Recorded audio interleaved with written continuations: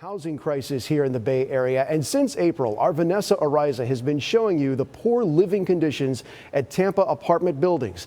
In the months that followed Vanessa's reporting, city leaders made changes, but residents are telling us it's still not enough. Tonight, Vanessa sitting down with Mayor Jane Castor to find out what's being done to help people feel safe inside their own homes. For months, we have been reporting on apartments here in the Bay Area that are in poor living conditions. Since our first report in April, residents have contacted us telling us of their problems at their apartment complexes. The most recent one here at Central Court Apartments. In this crack, water started pouring down on my dreadlocks. I had to go wash my hair immediately. Demetria Brady called us after seeing our months of reporting on terrible living conditions at area complexes.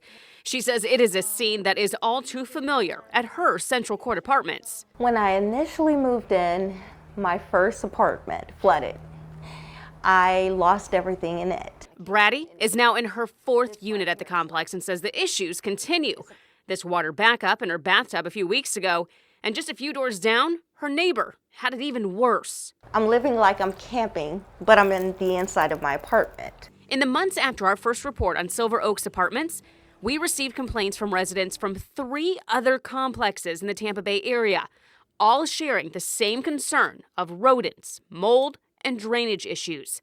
In July, Tampa City leaders made changes, now taking on the task of inspecting complaints. Before, it was left up to the state. It's not a new issue, and there are a number of agencies that have a level of responsibility from local all the way up to the state and the feds, but it's in our backyard. We sat down with Mayor Jane Castor to discuss the issues and how the city plans to move forward making changes.